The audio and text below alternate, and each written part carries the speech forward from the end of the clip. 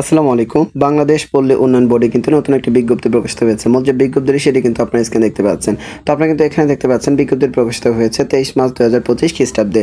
তো এই বিজ্ঞপ্তি নিয়ে কিন্তু সম্পূর্ণ আলোচনা করব। আলোচনা করার পূর্বে আপনাদের কাছে ছোট্ট একটি রিকোয়েস্ট থাকবে, সেটা হচ্ছে আপনি যদি আমার চ্যানেলে নতুন দর্শক হয়ে থাকেন তাহলে সবার আগে সকল ধরনের চাকরি নিয়োগ বিজ্ঞপ্তি পেতে আমার আনএমপ্লয়েড বিডি 23 ইউটিউব চ্যানেলটি সাবস্ক্রাইব করে বেল বাটনটি বাজিয়ে রাখবেন।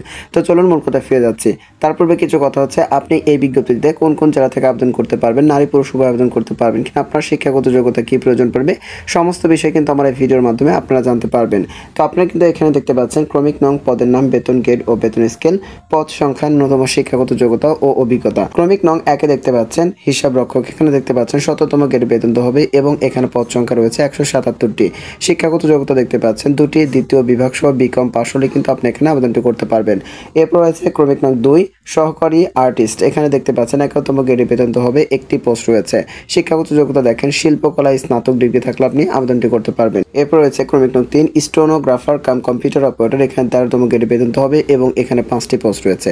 শিক্ষাগত যোগ্যতা দেখতে পাচ্ছেন কম্পিউটার ব্যবহার সংক্রান্ত ওয়ার্ড প্রসেসিং, ডাটা এন্ট্রি ও টাইপিং ইত্যাদির সর্বনিম্ন গতি ইংরেজি ও বাংলা যথাক্রমে প্রতি মিনিটে 30 ও 25 শব্দ এবং চাকরির 1 বছরের অভিজ্ঞতা সহ উচ্চ মাধ্যমিক সার্টিফিকেট পরীক্ষা পাশ হলে কিন্তু আপনি এখানে আবেদনটি করতে পারবেন।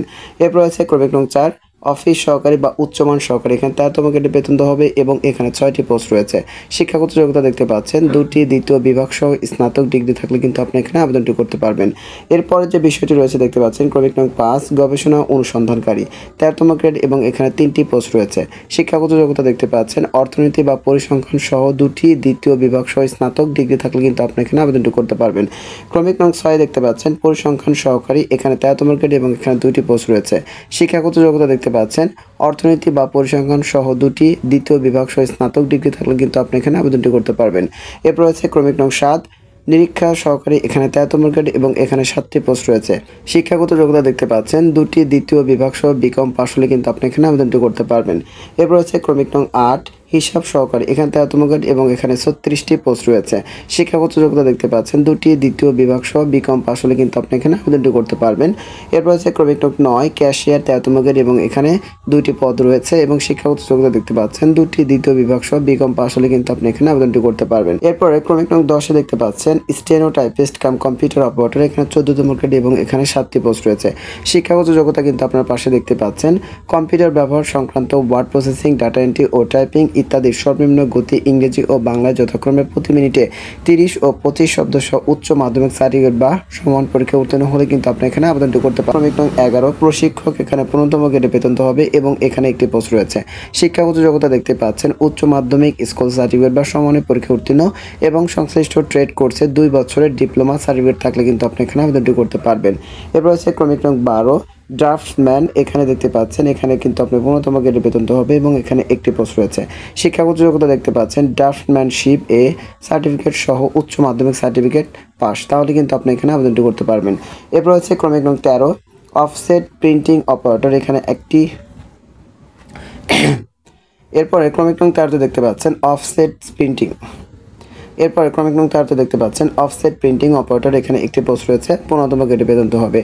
অফসেট লিথো ইলেকট্রনিক স্টেনসিল কাটা ও ডুপ্লিকেটিং মেশিন চালানোর 2 বছরের অভিজ্ঞতা সহ বিজ্ঞান বিভাগে উচ্চ মাধ্যমিক সার্টিফিকেট পাশ হলে কিন্তু আপনি এখানে আবেদনটি করতে পারবেন।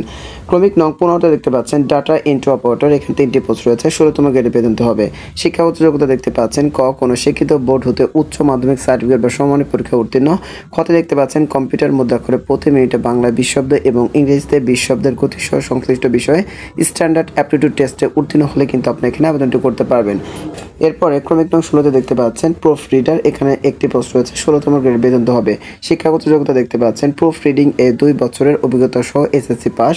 ক্রমিক নং 17 দেখতে পাচ্ছেন স্টোর কিপার, 16তম গ্রেডে বেতন হবে এবং এখানে একটি পোস্ট রয়েছে। শিক্ষাগত যোগ্যতা দেখতে পাচ্ছেন স্টোর কিপার হিসেবে 2 বছরের অভিজ্ঞতা সহ এসএসসি পাস করলে কিন্তু আপনি এখানে আবেদনটি করতে পারবেন। এরপর এই বিজ্ঞপ্তির সর্বশেষ যে পোস্ট রয়েছে দেখতে পাচ্ছেন ক্রমিক নং 18 অফিস সহায়ক, এখানে 50টি পোস্ট রয়েছে এবং দেখতে পাচ্ছেন এখানে বেতন গ্রেড হচ্ছে 20তম গ্রেড। শিক্ষাগত যোগ্যতা দেখতে পাচ্ছেন 8ম শ্রেণী পাস, অর্থাৎ আপনি কিন্তু ক্লাস 8 পাস করলে এখানে আবেদনটি করতে পারবেন। তো আমি আশা করছি এই বিজ্ঞপ্তির যে পোস্টগুলো রয়েছে সেগুলোর বিষয় কিন্তু আপনারা স্পষ্ট এবং ক্লিয়ারলি বুঝতে পেরেছেন। তো আরেকটা বিষয় হচ্ছে এই বিজ্ঞপ্তি কবে থেকে আবেদন করবেন, কিভাবে আবেদন করবেন সেই বিষয়গুলো কিন্তু আমি বলে দিব। তো এখানে কিন্তু আপনারা দেখতে পাচ্ছেন শর্ত ও নিয়মাবলী। ক্রমিক নং 1 অনলাইনে আবেদনপত্র পূরণ এবং পরীক্ষার ফি জমাদান পদ্ধতি। ক আবেদন http://brdb.teletalk.com.bdf সাইটের মাধ্যমে কিন্তু আপনাদের আবেদনটি করতে হবে।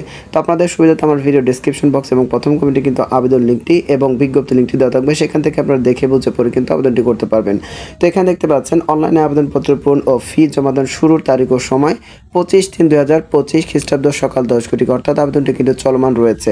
এরপর ক্রমিক নং 2 দেখতে পাচ্ছেন অনলাইন আবেদনপত্র জমাদানের শেষ তারিখ ও সময় 4/5/2025 খ্রিস্টাব্দ বিকেল 5 ঘটিকা, অর্থাৎ আপনারা দেখতে পাচ্ছেন এপ্রিলের 4 তারিখ বিকেল 5 ঘটিকা পর্যন্ত কিন্তু আবেদনটি চলমান থাকবে।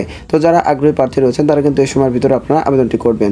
ক্রমিক নং 3 কিন্তু আপনারা দেখতে পাচ্ছেন আবেদনপত্র জমাদানের শেষ তারিখ অর্থাৎ 4/5/2025 খ্রিস্টাব্দ বিকেল 5 ঘটিকার মধ্যে কেবল ইউজার আইডি প্রাপ্ত প্রার্থীগণ উক্ত সময়ের পরবর্তী 72 ঘন্টার মধ্যে SMS এর মাধ্যমে বিজ্ঞপ্তিতে বর্ণিত নির্ধারিত পদ্ধতি অনুসরণ করে পরীক্ষার ফি জমা দিতে পারবেন। নির্ধারিত তারিখ ও সময়ের পর কোনো আবেদনপত্র গৃহীত হবে না। অর্থাৎ আপনারা কিন্তু এই সময়ের ভিতরে যারা রয়েছেন তারা কিন্তু আগ্রহী প্রার্থীরা আবেদন করে ফেলবেন। আরেকটি বিষয় হচ্ছে এখানে আপনারা সকল জেলা থেকে আবেদন করতে পারবেন কিনা, নারী পুরুষ উভয় আবেদন করতে পারবেন কিনা। এখানে কিন্তু আপনারা বাংলাদেশের 64 জেলা থেকে আবেদন করতে পারবেন এবং নারী পুরুষ উভয় আবেদন করতে পারবেন যদি আপনাদের শিক্ষাগত যোগ্যতা থেকে থাকে। তো এখন হচ্ছে আপনার কত টাকা প্রয়োজন পড়বে বিষয়টি কিন্তু জানা খুবই প্রয়োজন।